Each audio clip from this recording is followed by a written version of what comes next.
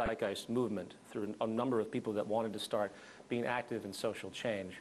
So the Zeitgeist movement overall is built upon the ideology of the Venus Project, which is worth mentioning, which is the life work of Jacques Fresco. What that means is that all of the work that he's done throughout his entire life as an engineer, compiling sustainable designs, compiling ideologies, value orientations, compiling ideas essentially that make us in tandem with nature. If we want to approach all the problems in the world, we have to think about it technically, not think about it through political parties, not think about it through the acquisition of money or the movement of money.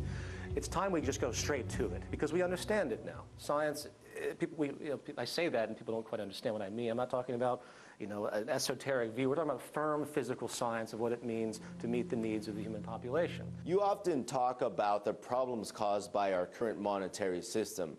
How is it that by taking away money from the equation that you really think that we can eliminate such problems as crime and disease? Well, it's not just taking away the physical currency, it's the entire system itself. So let's make sure that that's apparently clear, abundantly clear. When I talk about money, I'm referring to the monetary structure and its holistic entity. So let's start with crime.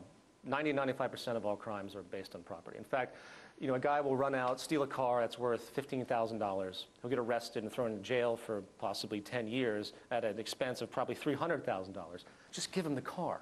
It's inefficient, the entire crime and punishment. So give people what they need. And you'll begin to see that needs and wants start to divide. We live in a culture based on wants. We create all these artificial wants, people and their stylistic and materialistic ideas and the things that they want to own and show their property and status. This is a concoction. Then there's needs on the other end of the spectrum. Needs are true, viable things. And when people don't have their needs met, crime emerges. So crime is easily related to money. I mean, there's only a small percentage of really serious violent crimes, and even many of those come from psychological neuroses. And you can research the work of James Gilligan. They come from bad conditions, and in a resource-based economy, that is a very important issue. And that's not just the technical management of resources, it's understanding that the entire environment has to be low stress. You also talk about our over-reliance on fossil fuels and how this will eventually lead to a financial collapse. What do you think that it will eventually take for us to start looking at our energy issues a lot differently? I mean, does gas have to be $10 a gallon? If you're born into this system, you're indoctrinated into it, and you think the system is working, yes, $10 a gallon gas might be the rude awakening it takes to get society to understand what's happening. Let's talk about how overconsumption is affecting us in real time. Here in Los Angeles, we're dealing with high unemployment, unprecedented hunger.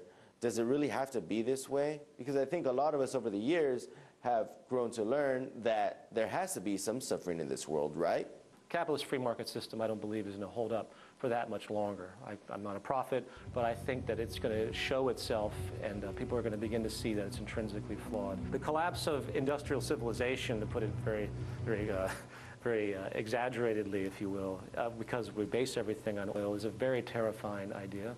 I am not a doomsday theorist. I'm simply looking at the statistics. If we aren't adapting ourselves to renewables, which we have plenty of, we just need a systems approach to energize them and get them going, to change the global infrastructure, which we could easily do if there was an interest to do so. Again, it's a technical phenomenon. We don't need money to do it. We just do it. You know what I mean?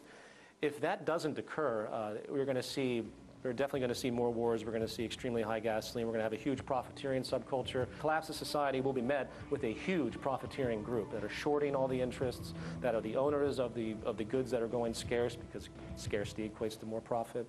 And that's another thing I think people should understand as well. There's no intrinsic interest in the whole of society for the well-being of everyone. And there isn't going to be, as far as I'm concerned, a legitimate economic recovery. We're not going to see the heyday of the human species, as far as I'm concerned, is over until radical shifts are made because of how important the hydrocarbon issue has been. And again, no one's doing anything to counter it. What we need really is a Manhattan Project, if you will, but for renewable energy research, and without having to worry about limitations of corporations to get it done. So to answer your question, there's not going to be an economic recovery that people are expecting. But it was many poor and middle-class Americans who contributed to the victory of our current president. Is their voice not being heard? Well, does anyone have a voice in this democracy we call America? It doesn't matter how loud someone yells or how many letters they write to their congressman or how much they complain. Very little can change what is set in motion by the very nature of the political system, which is simple. It's a pointed dictatorship. Boom. Once they're in power, there's very little any of us can do. And since the entire thing is subservient to corporate interests through taxation and everything else, you see that the political corporate interest, and what John Perkins calls the corporatocracy, this is the phenomenon that exists. So the public is always going to be given the short end of the stick, and always has been since the divinity of kings, you know. Nothing's really changed. We live in an advanced form of feudalism and nothing more. In the past, you've pointed out the dangers of our massive debt problem here in America. Do you think that this is an issue that's just impossible to resolve, even with the massive austerity measures that are being proposed? The austerity measures are an abomination, a complete atrocity against the general population, as all austerity measures have been from the World Bank or any other institution, because the problem isn't the people. They cut natural programs, they cut NPR, they cut you know, things like education. These are the core attributes of human survival. They cut welfare. You know, why are they cutting that? When obviously we're spending, I don't know, $1 trillion a year on war? Where is the logic with all of this? In your film, you talk about how robots will eventually be doing all the jobs that humans are doing. To a certain extent, that's already happening. Robots are taking the jobs of thousands of people. Now, this sounds like a bad thing to those workers that are losing these jobs now, but you think that mechanization will eventually be a great thing.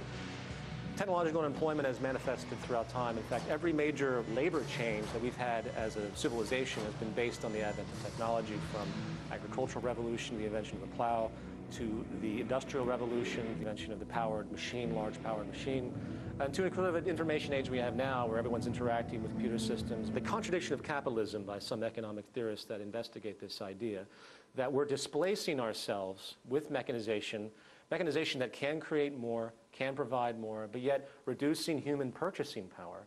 So what you have is, the more we mechanize, less jobs, less money in circulation. So how can an economy work? It's starting to stifle itself because of this very phenomenon. Technology is more efficient than human labor. It's time to maximize that. Instead of corporations feeling that they need to be providing a social service to keep people employed, we say, forget this, forget the labor for income system. We're in a different paradigm now. We can create an abundance on this planet, what I call an access abundance. We can have vertical farms fully automated off the coast of Los Angeles that can produce all the organic food for all of Los Angeles. You make the claim that our current socioeconomic system is just not working. For people who agree with you or want to create change right away, what suggestions do you have for them? I mean that if the patterns continue themselves, if the trends that I see continue, if the ignoring of the energy issues, if the ignoring of the growing instability through society, the kind of naivety of the general population to think, oh, everything's just going to be okay, these things will coalesce into what I consider collapse. And it's a multifaceted, very difficult thing to anticipate. And it won't occur in some big, you wake up one day and everyone's running around on fire. It will be a slow grind of more unemployment, more extreme poverty, more suffering, death, more wars by all means, and more basic social instability, rationing of resources. I say that people should boycott the major banks, especially the banks that are part of the Federal Reserve cartel. This is a corrupt financial institution that has a cartel of private banks, and everyone just seems to think it's okay. People are beginning to realize that there are people in power that are preserving themselves, and they really don't have a genuine interest to help anyone else. But I do suggest people begin to be more conscious and try to find other sources of information. I happen to enjoy RT, independent media, more independent media, get away from the dominant institutions. Imagine years ago when you lived in a society where all you had was a newspaper. There was no television, you know. All you got was that newspaper at your front door. Imagine how easy it was for people to control what people thought. Don't ever join the military. Support the people that are there and respect them as human beings, but I do my best when I speak to people in the military. I say, just get out. I have deep respect for the people that go into this. I feel for them, the poor Americans that have been forced, as far as I'm concerned, coerced by the economic structure to get money for college, and boom, they're thrown into this hugely detrimental psychological environment. The shell shock and everything that emerged, the one out of 4 veterans that commit suicide. It is not in, I believe, our basic human development to just kill each other. I think it really is a bad state of mind and causes more hurt than anything else. And in the larger perspective, geopolitically, all it does is create animosity. If you took all the money we spend on war and applied it to renewable energies or applied it to basically anything social, you could resolve that problem in a second. You took all the scientists that are currently developing weapons and put them on how to actually redesign a sustainable society. Again, to get out of the hydrocarbon economy. If you had people actually utilize the interest of the well-being of the planet and the human species, if we just simply made that decision instead of constantly trying to kill each other for whatever temporal purpose or resource, geopolitical alignment, or whatever strategy of dominance happens to be the flavor of the month, if we can just get away from that, we'd be much better off, to put it frankly.